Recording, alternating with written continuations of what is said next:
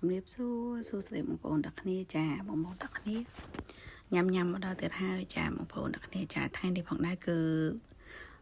សម្លម្ជូរទៀតហើយបងប្អូនចាសម្លម្ជូរគ្រប់គ្រឿងចាឆ្អិនហើយអញ្ចឹងទៅខ្ញុំគោះពងមាន់ដាក់ចូល3-4 គ្រាប់អញ្ចឹងណាបងប្អូនចាដើម្បីឲ្យញ៉ាំទៅមានរសជាតិខ្ទិះខ្ទិះអញ្ចឹងណាចាបន្ទាប់មកនេះខ្ញុំចាក់ជីរណាម្អមជាមួយនឹងជីនឹងវងអញ្ចឹងចូលហើយចាហើយអញ្ចឹងទៅខ្ញុំដាក់ខ្ទឹមបំពងយើងដែរលីងហើយថ្មីហ្នឹងចាឈ្ងុយហ្នឹងចាក់ចូលតែម្ដងអញ្ចឹងណាបងប្អូនទាំងគ្នាដោយសារយើងដាក់ចូលភ្លាមហើយយើងដួសយកទៅញ៉ាំភ្លាមអញ្ចឹងឆ្ងាញ់បងប្អូនទាំងគ្នាចាខ្ញុំអត់ចង់ឈក់ដាក់នៅចានក្រៅអញ្ចឹងចាដាក់ចូលឆ្នាំងតែម្ដងទៅចាដើម្បីឲ្យឈ្ងុយទាំងអស់អញ្ចឹងណាចានេះឆ្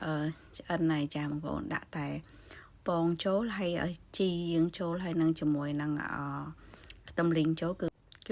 ឆ្អិនហើយចាបងប្អូនចាបន្ទាប់មកខ្ញុំក៏មានត្រីចៀនមួយមុខទៀតដែរបងប្អូនទាំងគ្នាចាធ្វើម្ដង2មុខចឹងណាបងប្អូនចាបើអត់ចៀនថៃអីទេគឺខ្ញុំឆាបន្លែចាអត់ដាក់សាច់មួយមុខទៀតចាដើម្បីឲ្យបាន2មុខចឹងទៅចាបន្ទាប់មកត្រីចៀនខ្ញុំក៏ឆ្អិនដែរបងប្អូនទាំងគ្នាចានេះគឺដល់ហើយចាបន្ទាប់មកតើបងប្អូនទាំងគ្នាទៅមើលពីវិធីធ្វើសម្លជាមួយខ្ញុំទាំងអស់គ្នាចាជាដំបូងខ្ញុំដងខ្ទឹមសិនណាបងប្អូនទាំងគ្នាដាំខ្ទឹមចូល2ដុំខ្ទឹមដែរបងប្អូនចាខ្ញុំចូលចិត្តធ្វើឆាឬក៏ធ្វើអីហ្នឹងចាខ្ទឹមខ្ញុំប្រើច្រើនបងប្អូនទាំងគ្នាចាដោយសារអត់បានទិញខ្ទឹមឈ្មោលមកទេអញ្ចឹងមានខ្ទឹមញីហ្នឹងធ្វើខ្ទឹមញីចាបន្ទាប់មកនេះជីរបស់យើងនឹងគឺហាន់ទុកមួយឡែកអញ្ចឹងណាបងប្អូនចាបន្ទាប់មកខ្ញុំមកចាប់ផ្ដើមហាន់ម្នាស់របស់យើងនឹងចាចំណែកម្នាស់គឺខ្ញុំហាន់ស្ដើងល្មមទេចាដាក់មួយឡែកហើយបន្ទាប់មកខ្ញុំប្រើ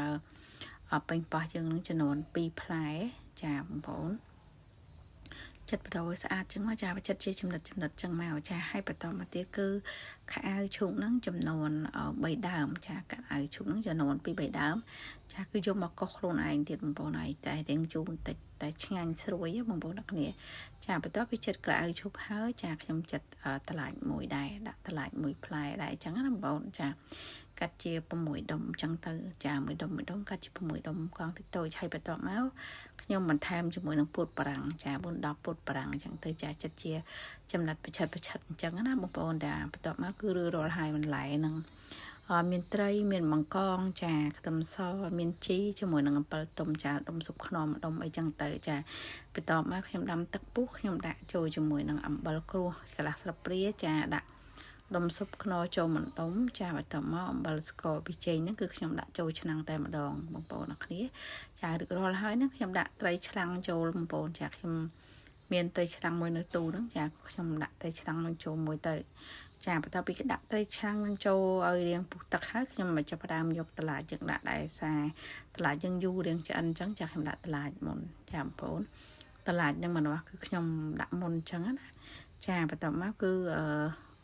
ដាក់ឲ្យតឡាចនឹងម្នាស់របស់យើងនឹងចារៀងពុះទឹកមើលពុះទៅចាឲ្យឆ្លៀតទៅធ្វើម្លីងខ្ទឹមមកហើយអញ្ចឹងណាចាគឺពេលដែលសម្លយើងឆ្អិនគឺដាក់ចូលតែម្ដងចាបន្ទាប់ពីពុះហើយចាខ្ញុំយកបង្កងយើងហ្នឹងដែលបានបកហើយហ្នឹងយកមកដាក់ចូលតែម្ដងចាហើយបន្តមកទៀតហ្នឹងគឺទឹកបង្កងរបស់ខ្ញុំហ្នឹងឲ្យ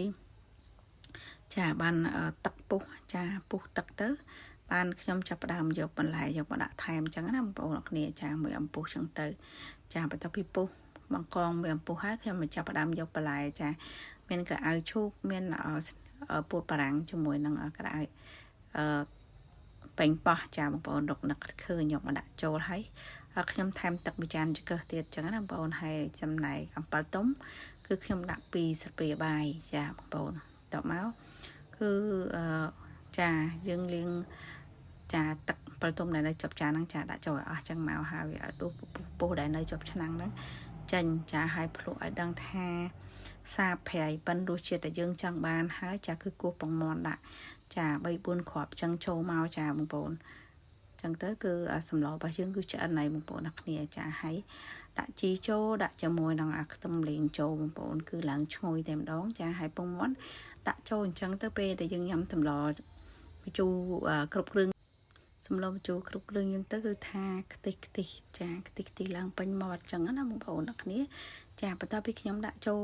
ជីអីហ្នឹងហើយចឹងណាបងប្អូនគឺខ្ញុំបើកភ្លើងតិចដាក់ឲ្យសម្លយើងឡើងពុះទឹកបន្តិចណាបងប្អូនអ្នកគ្នាចា ឡើងពុះទឹកទៅចាគឺថាសម្លរបស់យើងគឺឆ្អិនហើយចាបងប្អូនទាំងគ្នាចាអរគុណច្រើនសម្រាប់បងប្អូនទាំងគ្នាចាតែបានទស្សនាវីដេអូញ៉ាំចាសឡម្ជូរគ្រប់គ្រឿងមកខ្ញុំនឹងតាំងពីដើមរហូតដល់ចប់ផងដែរចាអរគុណច្រើនជម្រាបលាម្ដងទៀតចាអរគុណ